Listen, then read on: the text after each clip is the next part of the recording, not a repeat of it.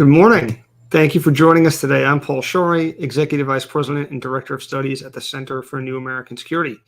I'm looking forward to today's event, taking stock of the U.S. bioeconomy, what's working, what's not, and what's next. This event is the latest in our ongoing work here at CNAS at Biotechnology. 1 year ago, we launched a new CNAS task force on biotechnology and American competitiveness, chaired by Michael Chertoff, former U.S. Secretary of Homeland Security. The task force brings together experts from industry, academia, and the policy community to better understand how the U.S. government and industry can work together to ensure the United States remains a global leader in biotechnology. Today's event is a great opportunity to take a broader look at the U.S. bioeconomy and U.S. government engagement. And we have some excellent speakers today joining with a diverse array of experience in government, industry, and academia. Now, before we welcome today's panelists, I'd like to introduce our new CNAS Technology and National Security Senior Fellow and Program Director, and the moderator for today's discussion, Vivek Chilakuri. Before joining CNAS, Vivek served as a senior staff member for Senator Michael Bennet up on the Hill in a variety of different roles, working on legislation to strengthen U.S. tech competitiveness and promote responsible governance for emerging technologies such as AI and others. Previously, Vivek served in the State Department as a policy advisor to the Undersecretary for Civilian Security, Democracy, and Human Rights. So we're very thrilled to have Vivek at CNAS and very excited for your leadership of the tech team. Welcome, Vivek, and let me turn it over to you for today's discussion. Great. Thanks, Paul. I'm excited to be here and to join the CNAS tech team. It's a wonderful group of people and a great organization. And I'm especially eager to dive into today's discussion. As everyone knows, we've passed the 1-year anniversary of the administration's executive order on advancing biotechnology and biomanufacturing innovation. And so today we wanted to mark the anniversary by diving deeper into the national security imperative of securing a robust U.S. bioeconomy, the remaining challenges to fully capture its potential, and the steps policymakers should take to strengthen U.S. leadership across the biotech landscape. And unfortunately, our speaker from OSTP had a last-minute conflict arise, but we have three incredible and expert panelists who have plenty to talk about with us today, and I'll introduce them briefly. Joe Buccina is the Policy and Research Director for the National Security Commission on Emerging Biotechnology, where he leads the policy and research team charged with reviewing how advancements in biotech will shape current and future activities at the Department of Defense. Prior to joining NSCEB, Joe was Managing Director of Federal Services at Cogitativo, an AI and health data startup company. He also spent 6 years at In-Q-Tel, a strategic investor for the national security community, where he was the director at Bina and a senior program manager. Joe's earlier experience includes biodefense and pharma consulting at PricewaterhouseCoopers and biosurveillance work at Veritech. Joe has an MS in bioinformatics and an MA in international relations from Johns Hopkins, where he attended Williams College for his BA. Joe, we're grateful to have you here. Thanks, Vivek. Dr. Tara O'Toole, our second panelist, is a senior fellow at In-Q-Tel, where she served as executive vice president from 2014 to 2021. She leads In-Q-Tel's Bina initiative and works on strategies to strengthen the U.S. bioeconomy. Before this, Dr. O'Toole served as Undersecretary for Science and Technology at the Department of Homeland Security. She was a professor of medicine and public health and the founding CEO and director of the Center for Biosecurity at the University of Pittsburgh Medical Center, as well as a professor at the Johns Hopkins School of Public Health, where alongside Dr. Henderson, Dr. O'Toole co-founded the Center for Civilian Defense Studies and served as CEO. Dr. O'Toole also served as Assistant Secretary of Environment, Safety, and Health in the Department of Energy and was previously a senior analyst at the Congressional Office of Technology Assessment and a general internist in Baltimore Community Health Centers as part of the National Public Health Service. She holds a bachelor's degree from Vassar College and an MD from George Washington University and a Master of Public Health from Johns Hopkins. And finally, Dr. Megan Palmer is Senior Director of Public Impact at Ginkgo Bioworks, where she leads efforts to ensure that the company's platform for biological engineering is developed with care. She's also an adjunct professor of bioengineering at Stanford University, where she previously served as Executive Director of Biopolicy and Leadership Initiatives. At Stanford, Dr. Palmer also held roles as a senior research scholar and a William J. Perry Fellow at the Center for International Security and Cooperation, where she's now an affiliate. Dr. Palmer also co-chairs the World Economic Forum Global Future Council on Synthetic Biology, and for a decade, she led social responsibility programs for the International Genetically Engineered Machine Competition. Dr. Palmer also served as Deputy Director of Policy and Practices for the Multi-University National Science Foundation Synthetic Biology Engineering Research Center. She received her PhD in biological engineering from MIT and a BSc in engineering chemistry from Queen's University, Canada. So, as all of that suggests, we have some outstanding and highly accomplished panelists with excellent experience, and we're really grateful to them for making the time, and for everyone who's watching this event for making the time this morning to join us.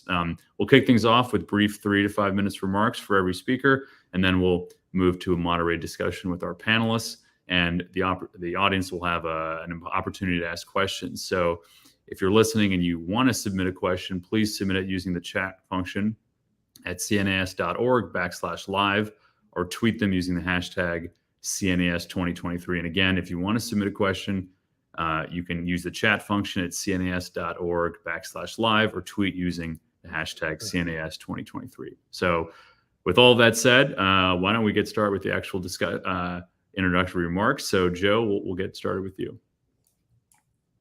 All right. Thanks, Vivek. Thank you, Paul, at CNAS. And thanks also to my fellow panelists, Tara and Megan. It's great to be here.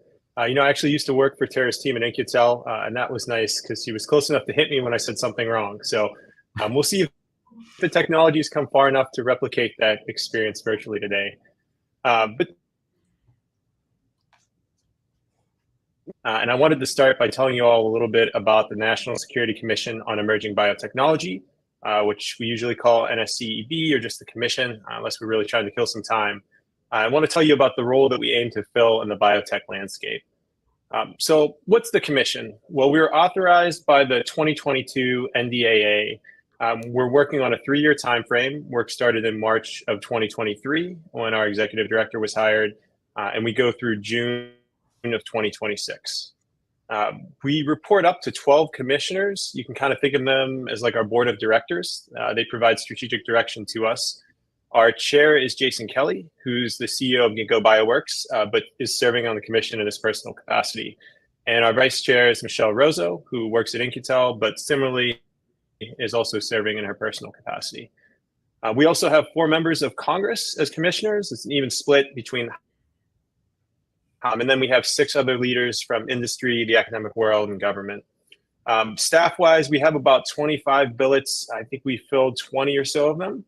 Caitlin Fraser is our executive director. I lead our research and policy team. In terms of the work we're doing, there's 2 big statutory requirements. One is an interim report that will actually be released next month, so keep an eye out for it. It'll be released publicly. We also have a final report that's due December of 2024. But as you may have noticed from a little earlier, our work continues for another 1.5 years after that final report. Why? Well, basically, we want to go beyond just developing recommendations and writing our reports. Our goal is to advocate for and help enact our recommendations, primarily through the legislative process.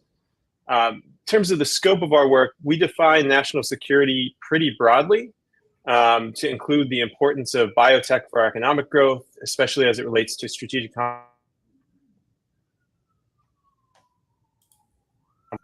basically focused on novel biotech as opposed to biotech that's been around for a while.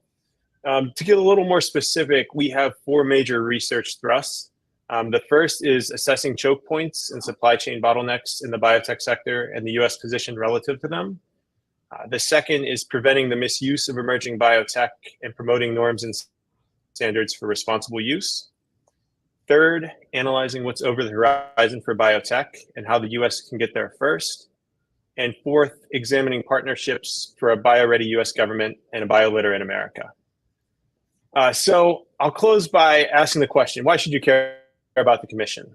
Well, we're entering the age of biology, and I bet most of you understand the importance of the biotech sector for economic growth, human health, and national security. Otherwise, you probably wouldn't be tuning in today. And I think in our 3 years of work, we aspire to have an impact on the biotech sector that could last for the next 3 decades, possibly beyond. And although we know to the Senate and House Armed Services Committees. Our reports will be public, and we're really working on behalf of the entire country. So the interim report I mentioned, it's coming out next month. That should give you a good sense of our proposed direction for the next couple of years. So my ask to everyone here is just to read the report when it comes out. If you like it, help us tell the story and support our legislative efforts. If you don't, we want you to engage with us early on, offer us critical feedback. We're definitely open to new ideas at this stage. So I'll stop there. Thanks. Looking forward to the discussion. Thanks, Joe. I appreciate that overview, and we do look forward to reading the report. And I hope you were serious when you said critical feedback, because you may be careful what you wish for there. But I appreciate those points. And Tara, why don't we move over to you? Sure. Well, again, thank you for the invitation to be here with my esteemed colleagues. I have been working on issues related to biotech and the bioeconomy for more than 20 years now, and it's a really broad topic to talk about coherently without maintaining generalities that aren't very helpful. So let's break it down into the bureaucracy, into policy, technology, and then China. I think the Biden administration deserves great credit for the attention that it has paid to biotech and to the bioeconomy. I thought the executive order that we are now celebrating because it's its first anniversary was very well done and very promising. I thought it hit the high points. That said, it's kind of gone dark since then. I don't know where it is, what's happened to it, where the taskers that were assigned to the various agencies are.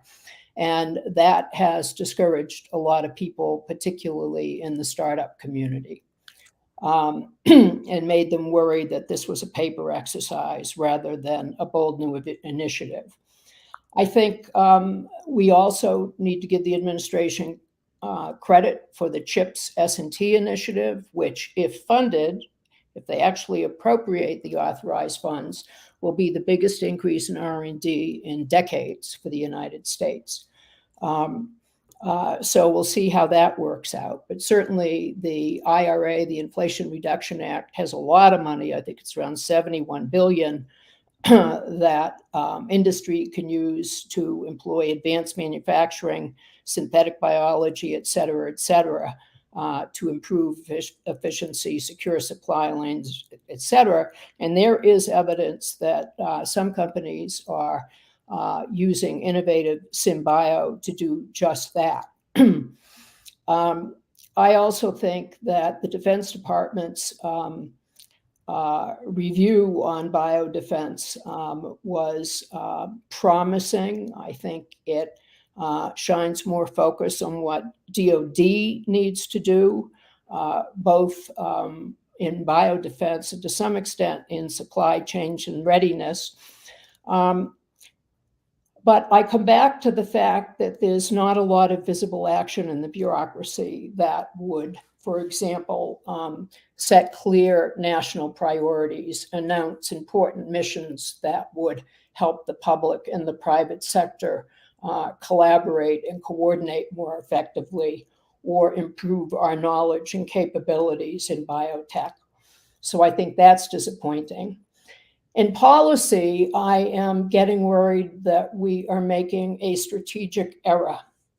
I think the emphasis, the seeming emphasis on the hazards of biotech, on bioweapons, on the unintended or accidental consequences of biotech, particularly genetic engineering, and on joining these powerful technologies to AI, is moving us in the wrong direction. I think we need to shine a much brighter light on the opportunities that biotech involves. And indeed, if we do not build a robust bioeconomy, and soon, we are going to have a hard time competing economically, and we're going to have an even harder time dealing with some of the biggest global problems that we have to face.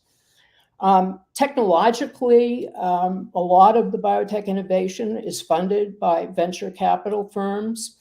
The investment of VCs in biotech is way down compared to 22 and 2023. This typically happens. Capital for risky ventures is less available when interest rates are high, and we are seeing that. But again, there isn't a lot more money on the table coming from government to fill in this gap that the VCs invested in during the pandemic in particular, and then even up until last year. So there are very few early rounds for new companies and almost no IPOs in the past 3 quarters. And that is problematic for advancing innovation in this field.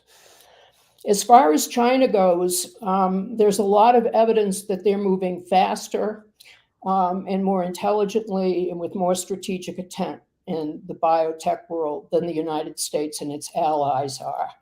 There is a recent report from the Australian Strategic Policy Institute, which we can talk about in detail, but it shows that China seems to be far ahead in both synthetic biology and biomanufacturing if your measure is the number of papers published in the top 10 journals. And papers of that caliber usually equate to patents, which the report uses as a indirect metric of innovation. There's certainly indications that China is becoming capable of first-line innovative drugs, like their new cancer drug against multiple myeloma. They are building multiple facilities for SynBio, which are integrated with AI capabilities. We are not. Our universities, in fact, are struggling, let alone building new facilities. And China also has an immense talent pipeline that we cannot lay claim to. And I think both the recent rules on AI use as well as the EO called out this problem the United States has with insufficient talent, not just coming up through the universities, but also in the government. I mean, we do not have enough technically literate people in the senior positions of government or in the civil service. And that is a problem. A lot of people are working very, very hard and doing a great job, but there simply aren't enough of them. And I think Congress is having a hard time grappling with these new technologies and what to do about them. So lots to talk about. Yeah, thanks, Dr. O'Toole. Having just come from the Senate, I can confirm that there's plenty of struggle in terms of digesting the rapid pace of technological change and the terminology and the specifications. So I think, the shortage of experts like yourself makes your contributions even more valuable. So we're grateful for you to be here. Why don't we conclude with Dr. Palmer? You want to provide some opening remarks? Sure. First, thanks, Vivek and Paul for having me. It's great to be among colleagues whose work I greatly admire.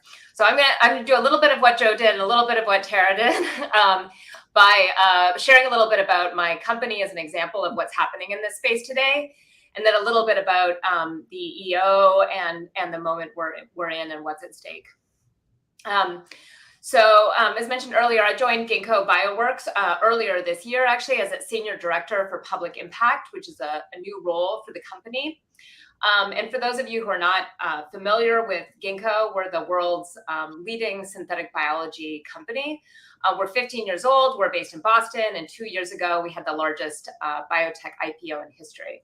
So we're listed on the New York Stock Exchange under the ticker DNA.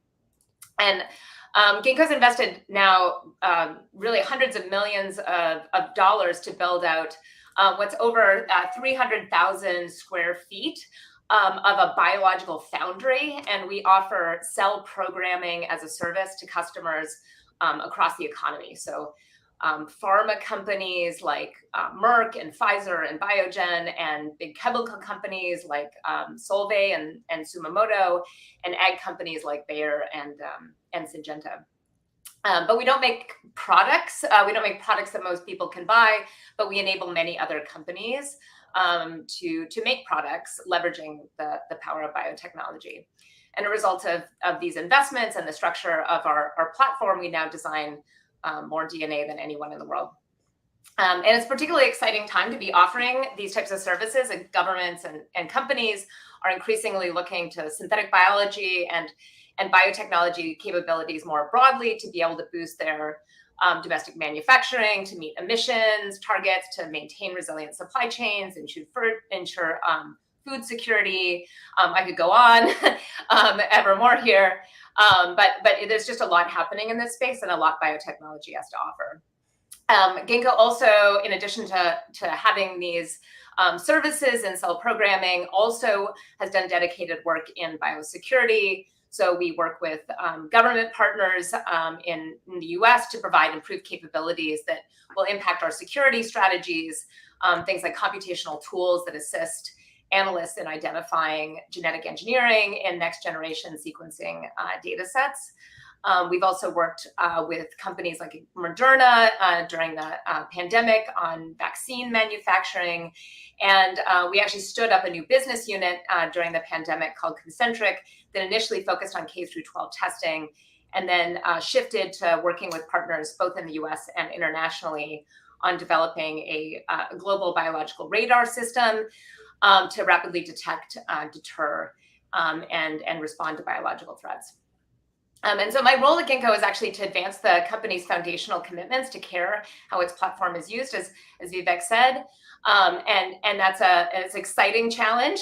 It's one that I've been in many ways focused on for the last 20 years since I came to the US to do my PhD studies in bioengineering. I'm actually alongside the founders of Ginkgo, and I was really captivated by the possibility of developing biotechnology or biology as a technology. And knowing that we didn't just need great technology, but we need great policies and great strategies as a community to think about how we actually capitalize on the promise of biotech. So I joined Ginkgo just a few months after the EO was announced, and I had the chance to actually come to the White House to see the announcement. It was really exciting. It was right before I moved to DC. And it was clear that after many false starts, we were finding the language and the courage to articulate as a country what biotechnology can offer everyone. And we're now seeing many countries follow suit. But as several of my colleagues said in that moment, it was really the end of the beginning, and there's so much work to be done to actually succeed. And I look forward to diving into the details, some of which Tara has already outlined here. But really at a high level, I'd say what we need is, we've had some success in government through the executive order and other actions in articulating these aspirational visions of what biotechnology can do. But I would argue, largely failing at actually acting in a concerted way to achieve those visions. We've articulated some bold goals following from the EO that could be achieved in 5, 10, 20 years. Things like replacing 90% of plastics with biomaterials. But for some of those goals, for those 5-year goals, we're already a year in, and we have yet to act in a way that meets those goals. And there's a lot of stake here, not only in realizing the promise of biotechnology at all in ways that aren't just incremental, but transformational, and also in ensuring the form of that technology development actually serves everyone everywhere. I'll just say one last thing, which is we have the great privilege at Ginkgo of being in a position to see how important federal investments are. Ginkgo would not exist if it weren't thanks to federal investments, the National Science Foundation, as well as other agencies. And now we work with many companies whose continued success really can be determined by these investments, as well as the birth of many, many more companies, both in the US and also around the world. Thanks so much. I look forward to more discussion. Great. Thanks, Megan. I want to build on something you said and sort of zoom out a little bit. which is, you talked about how there's a lot happening in biotechnology and the bioeconomy, and it's everything from agriculture to pharmaceuticals to manufacturing to environmental work. And you also said the failure to articulate the stakes has could have significant consequences from a policy perspective. And I wanted to talk, maybe Tara, you can start here, but I feel like there's an opportunity to tell a clearer story of what the world will look like, I don't know, in 10 years, 20 years, if Washington and our policy community sort of doesn't build on the promise of the executive order and do take some of the steps that others like you have articulated in terms of articulating a strategic vision and making the investments. What are the actual consequences for the United States if we don't take the opportunity of biotechnology seriously? Well, part of the problem. You after that, but Tara, why don't you start? Okay. Part of the challenge in talking about biotechnology is that it covers a very broad scope of activities. And so when you start talking about what advanced biotechnology could do, it sounds fanciful, if not fantastical. But it works across three big categories. One is biomed and health.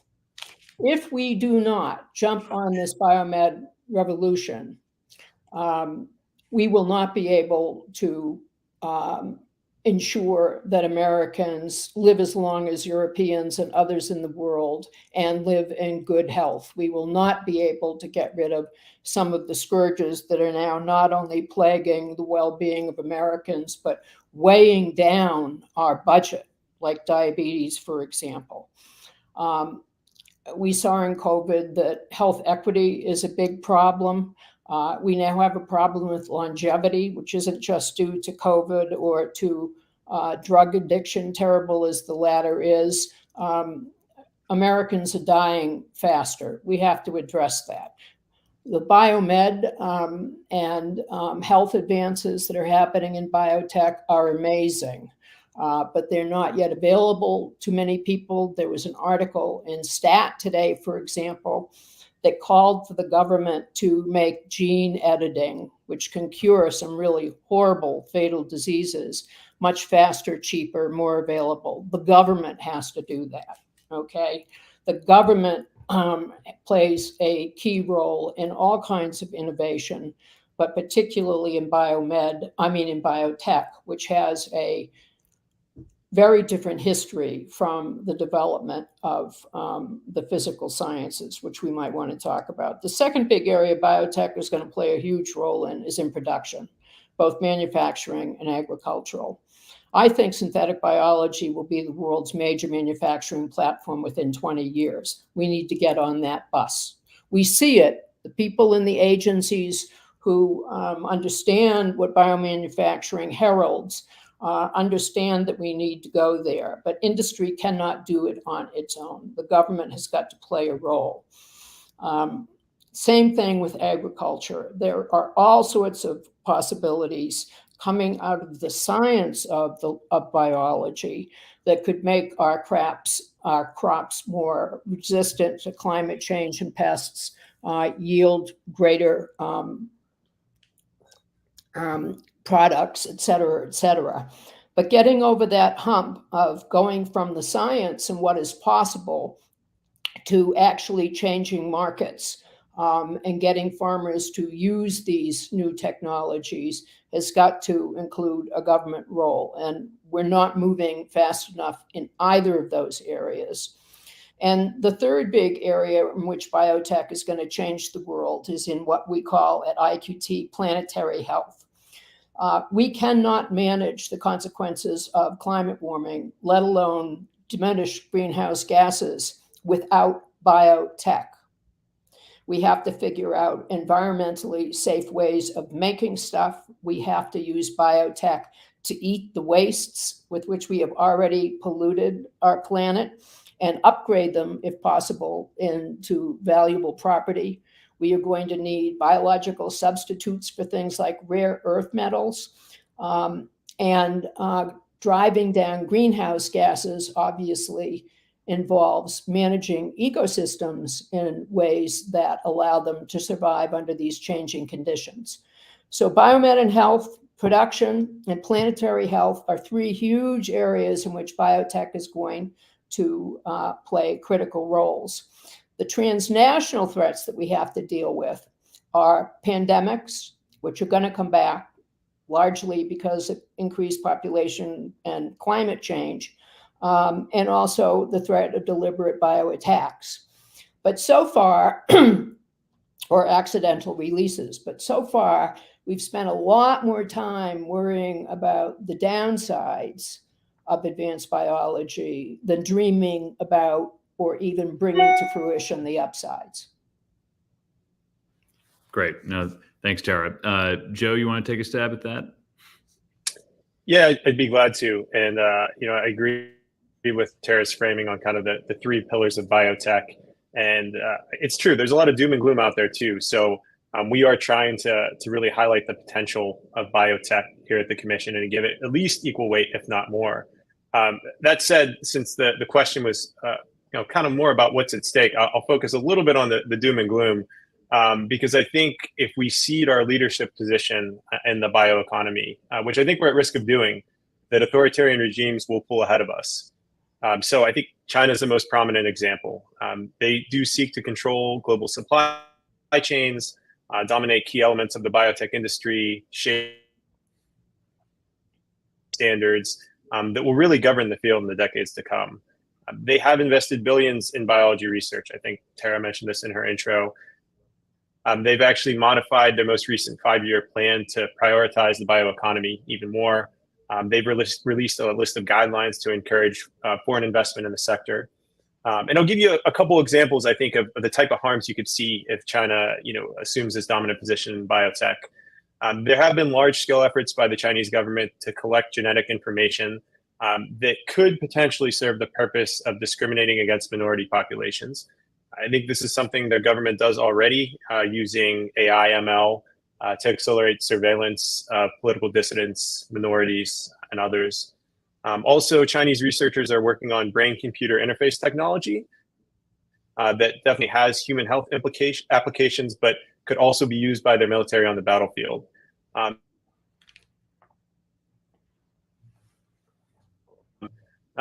China is definitely seizing the economic opportunity that's there in the biotech sector.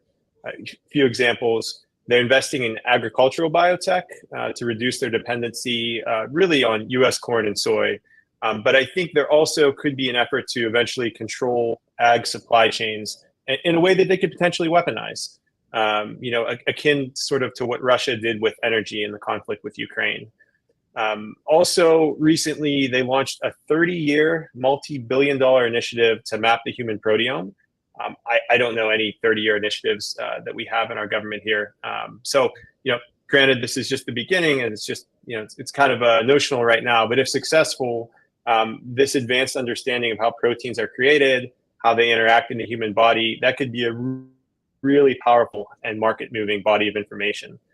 So I think there is a strategic to determine who reaps these economic benefits. They're actively identifying biotechnologies they could leverage or control.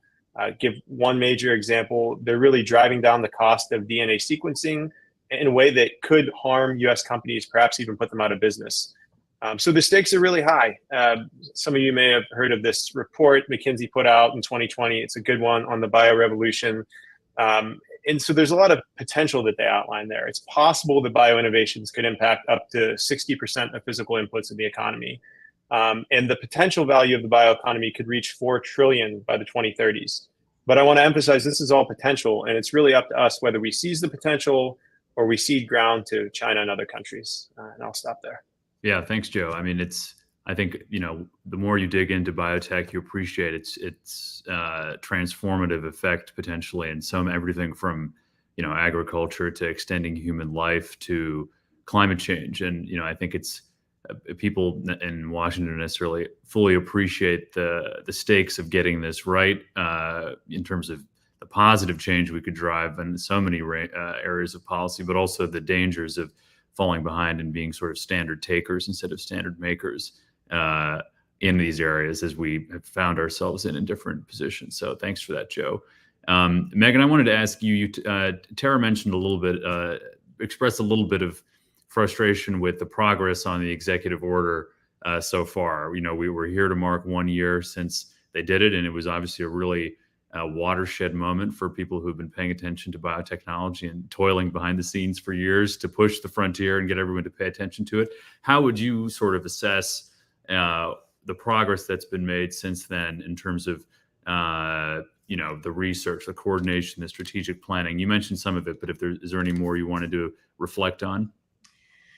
Sure, and maybe I'll just start by reflecting a little bit on the last question. Sure. But of course, Tara and Joe always do a masterful job at being able to articulate the possibilities, what's at stake, and perhaps where we're misdirecting our attention. I just wanted to double down that biotechnology is providing material solutions to many of the essential needs that are facing all societies, including our own. Right? Tara mentioned many of them in depth, but it is food, it is health, it is materials, it is all of the things that societies are depending on. And so it shouldn't surprise us that other countries are looking to these technologies, and we really need to as well in a much more concerted way. And we know that the way we're working today is unsustainable. And so we need to wake up to that. We're waking up to that in other technology fields, but I think not knowing and not being able to grapple with what biotechnology is and might be has really stopped us from being able to invest. Certainly we don't necessarily have the same type of long-term plans, but we have begun to articulate these 5, 10, 20-year goals that followed up from the executive order. And it was really exciting to see various agencies come together and articulate things that actually can be measured and tracked. But there is the reality that there's many things that need to happen across many places in government for those things to be realized. So there's been a conversation about the need for coordination across the government on both promoting these technologies as well as ensuring their continued protection of our society and for the world, right? The world as a whole from pandemics and other types of potentially emerging threats. But there's a need not just for not just for coordination, but for the type of executive authorities that help to really set those things in motion. At Ginkgo, we live for this. We live for being able to make biotechnology dreams a reality. And we've been working on this since far before the executive order, but we do know that really careful attention to the types of funding, the types of loans, the types of guarantees that are needed to really cross that barrier from conception to realization are essential. They're essential to creating the future of these technologies, just as is looking at rationalizing and removing barriers that allow these innovations to flourish while still ensuring that we have safety and security using the latest knowledge of what these biotechnology capabilities can offer. And so really it is an all hands on deck moment. And my personal belief is that we need leaders. We need leaders across all of these different agencies that are beginning to work together. The one last thing I wanted to say in terms of what's at stake, I think what's at stake here is not only realizing biotechnology in ways that are, again, not just incremental, right, slight improvements in health, one new innovation, but are really transformational for society. And I would argue, as my colleagues at Stanford, such as Drew Endy, have argued as well, that biotechnology is democracy's greatest ally. This offers the opportunity to enable not just innovation, but a footprint of innovation that is more, enables everyone everywhere to participate in and benefit from these types of innovations. And that's a vision and a reality that I believe the U.S. and its partners and allies can uniquely advance and offer. Great, thanks, Megan. And others can feel free to jump in on that. But Joe, I was gonna, I know you're focusing with your interim report, which we're all eagerly anticipating, more on the DoD side or exclusively on the DoD side. But I think, as everybody knows, the steps that the DoD takes are everyone pays attention to it, and they can often be really important movers in terms of setting policy and standards, not just across the government, but across the country. But as you've been preparing this interim report and doing your research, I guess what has surprised you? Is anything in your research, as you've assessed sort of the state of the bioeconomy and the DoD's intersection with it, has anything surprised you that you found out so far, without spoiling your report, but maybe you can give us a little teaser? Yeah, well, I think, something that may be surprising to folks, you heard a little bit about it in my intro, is kind of where we're focused. Because although we are funded by DoD and we have sort of one of our aims is to guide DoD's investments, and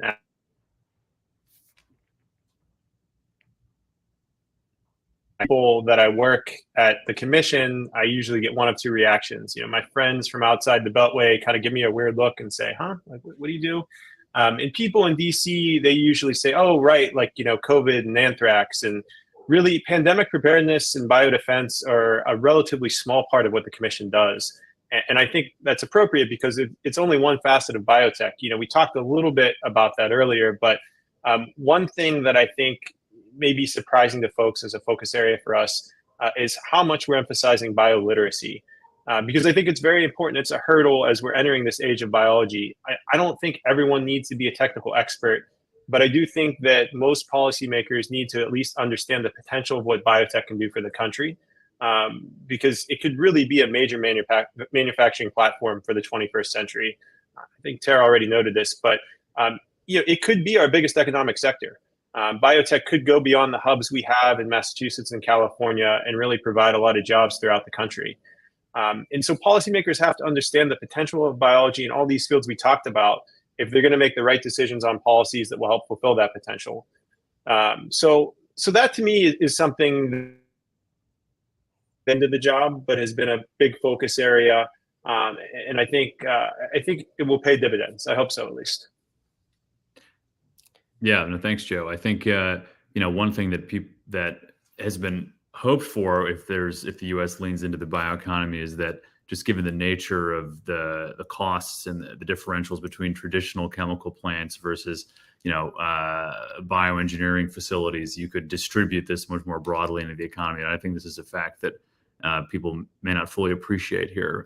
That may be interesting. But Tara, I wanted to ask you and get Megan in on this question as well. Like, at In-Q-Tel, I know you're working on this initiative, BNext, which is all about creating this ecosystem between government and the investment community and the national security community and industry. What's from the vantage point of industry, since you're looking at it from one of that among many perspectives, do you feel like industry is running into certain barriers as they intersect with the government or as they are trying to scale up? And what, if anything, do you think industry feels is missing from the current conversation about this? And obviously, Megan will want to get you in on this as well, as someone working in industry.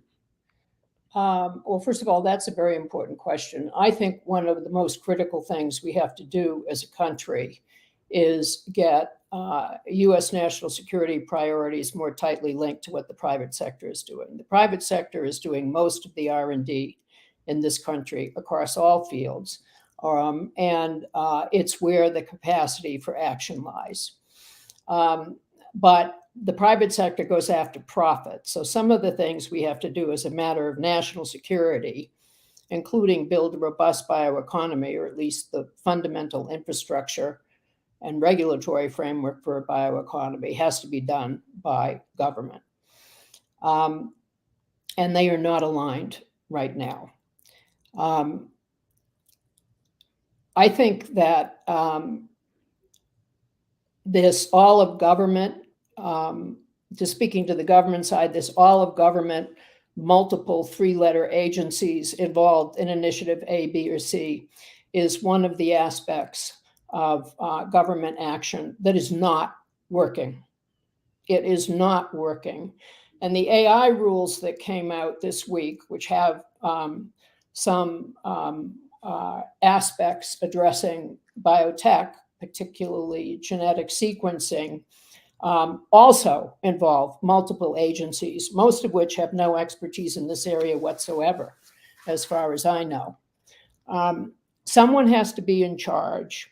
And there is no agency that is obviously in charge of biotech or has the expertise in it. We have to readjust the government so that we can create a critical mass of people who have the time and the knowledge to actually steer government activities in this area. That's the first thing, because one of the things we hear constantly, particularly from small startup companies, is, I don't know who to talk to in the government. I don't even know which agency to go to. And I definitely can't navigate myself through this labyrinth of gigantic agencies with thousands of people.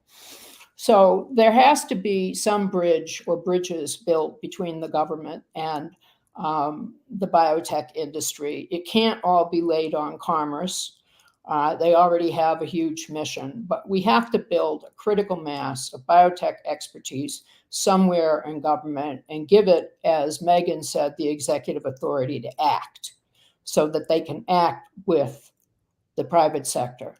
I think one of the things that would give industry courage and would advance the field while maturing policy would be to select 1 to 3 really ambitious missions that would raise many boats in the biotech world. The EO mentioned the biodata initiative.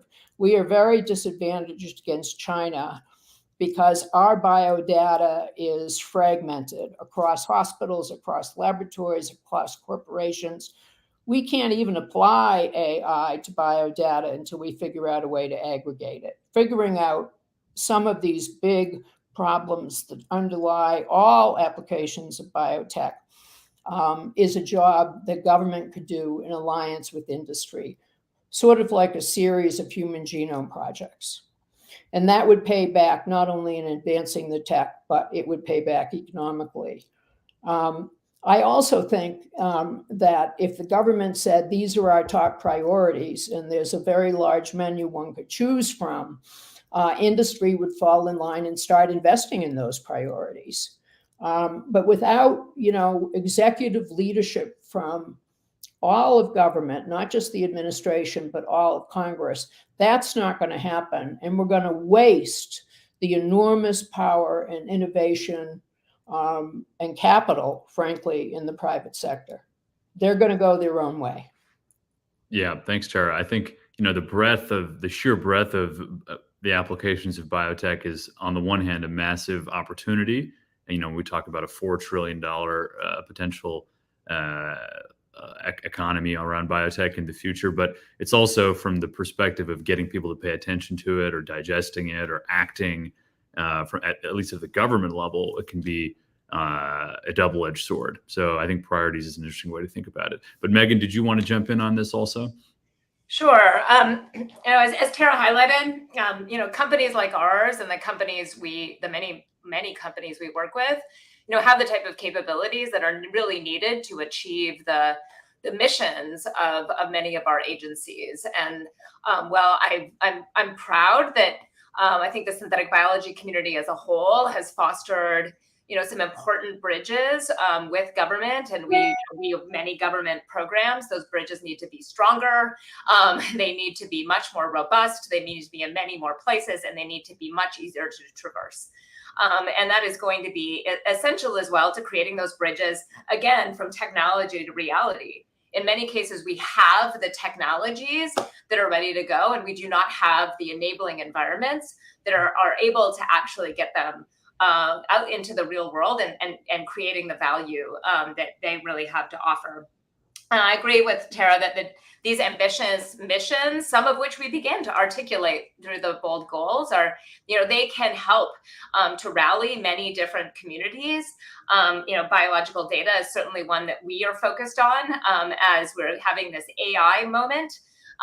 There's so much value to be gained through being able to parse through not just the frankly relatively small data poor data sets that we have, but accumulate all of the different things that biology has already invented that we can be able to leverage in biological innovations. But the real promise there is to be able to use the types of company-led capabilities that are, robust and repeatable and do have that market, and marry it with the types of public investments to make sure that those types of resources, in fact, are able to benefit everyone everywhere. Great, thanks, Megan. Well said. Joe, AI has come up a few times in this conversation, and there was obviously a big executive order that Tara and others have referenced on AI that the administration put out, perhaps the longest executive order we've ever seen. But there was, there's obviously an attempt with not the executive order, just the executive order, but the export controls that the administration updated recently for advanced chips to sort of, maintain America's lead vis-a-vis China and, frontier AI.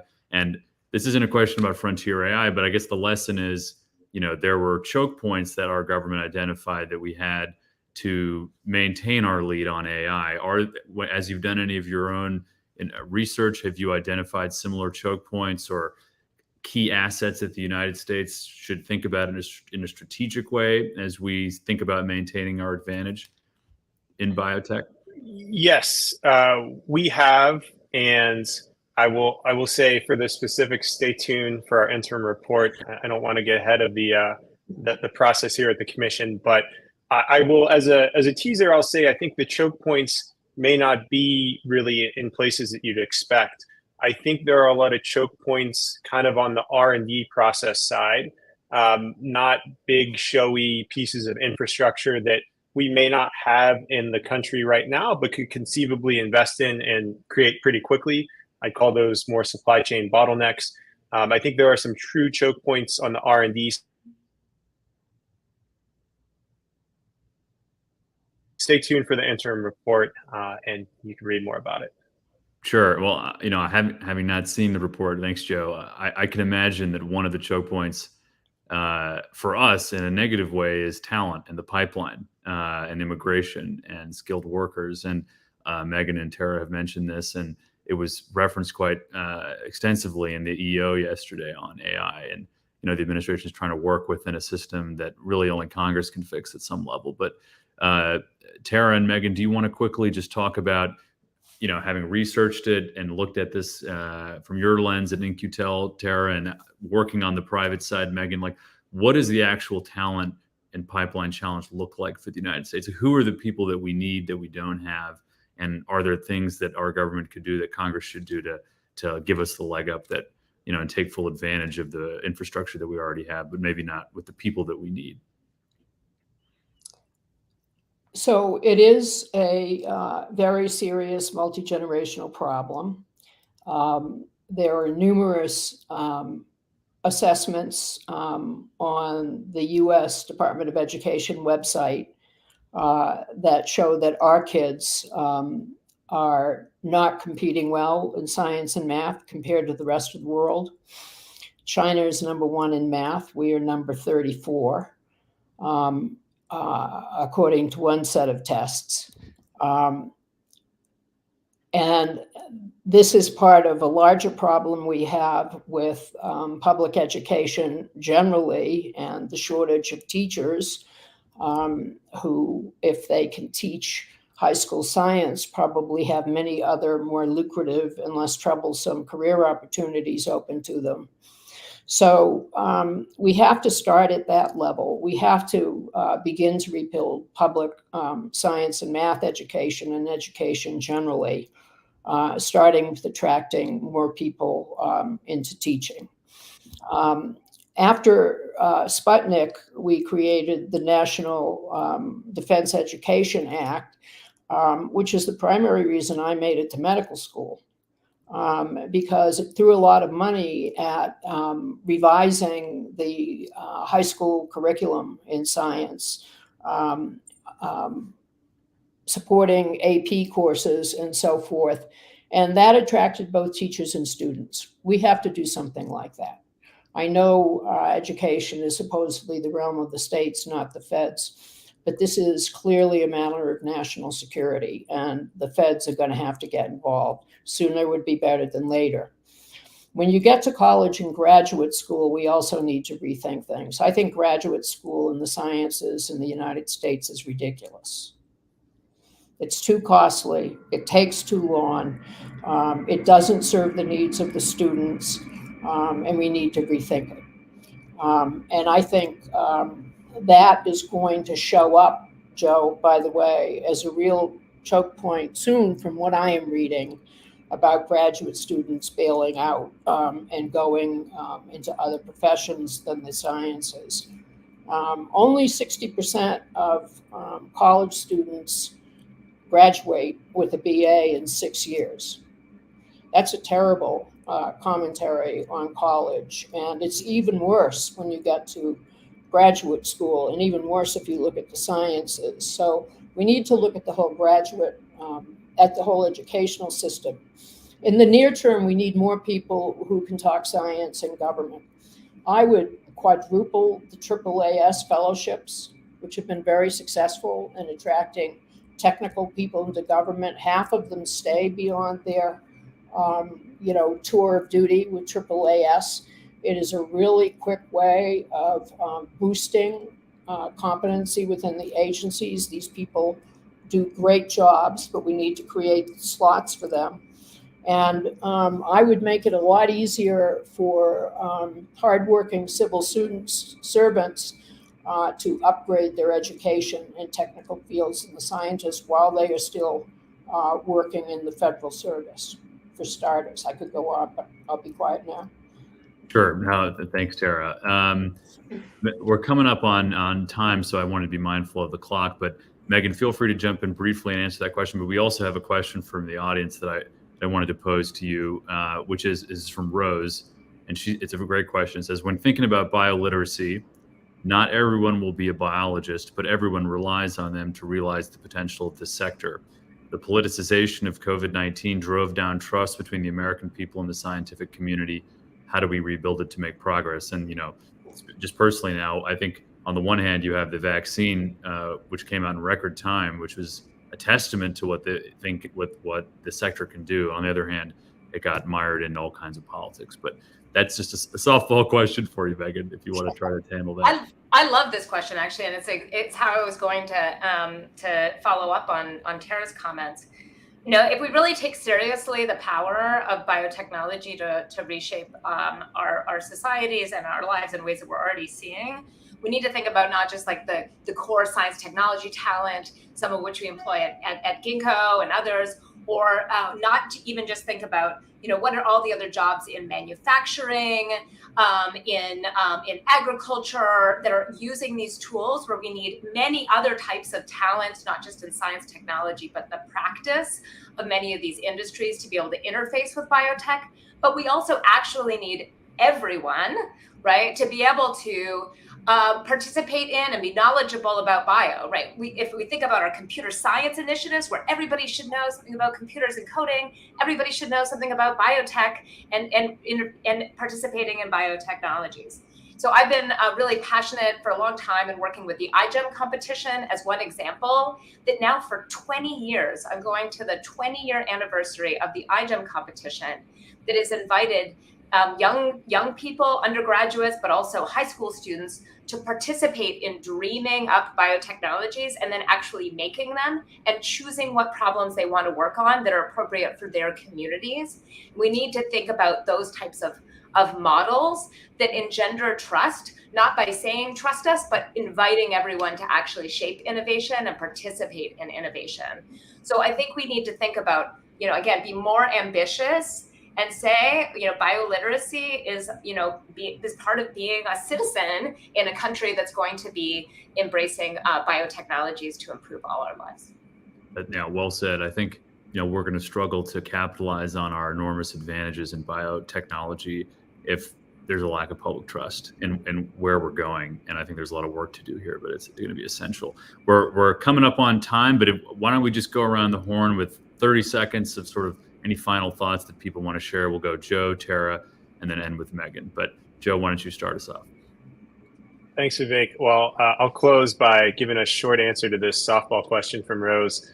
Certainly don't have the answer of how we can unpoliticize something like the COVID-19 vaccine, and the fact it got politicized is a little bit crazy to me. But we talked a lot today about the other usages and applications of biotech And so I think just kind of expanding or rebranding biotech when people think of it. I'll give you one example. There's a company, Craig Biolabs.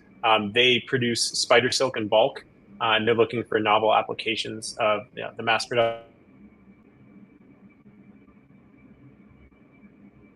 that are really cutting edge, or just focusing on some of the aspects of biology that people love being in nature. I mean, biology at the end of the day is biotech is the application of nature to critical problems that we have. So I think there's a lot we can do to move beyond this paradigm of when people think bio, people think COVID, and hopefully that generates a little more enthusiasm and a little less division when it comes to biotech. Thanks, Joe. I love that. The application of nature to shared problems. Go ahead, Tara. Megan? Well, this is a tangential response to Rose, but I think we need to build a very hopeful, highly compelling, affirmative vision of what America could be if we really leaned into the bioeconomy. Rather than focus on threats and defensive postures, I think we get a lot more energy and trust out of people if we can all share a vision of what we want tomorrow to look like. And as you said at the beginning, Vivek, we need to do more work on explaining to people what we could do together with biotech. Fantastic. All right, Megan, you want to bring us home here? Sure, I'll be short. I think biotechnology offers the promise to make our world better. We need to keep dreaming, but we actually need to also start doing, and we need to work better together across .gov, .com, .edu, .org. I believe we can do it, and now's the time. That's fantastic. You should trademark that, Megan. That was very well said. Well, we can't thank all three of our panelists enough. We're so grateful for their time, their expertise, and their insights to help us all get smarter about a field that I think we're only going to learn more and more and more about as it has a greater impact on almost every dimension of our lives, if the prognosticators are to be believed here, which I think we should. But thanks, everybody, for joining us, and we are grateful to everybody for making the time, and just signing off here at CNAS. Thank you so much.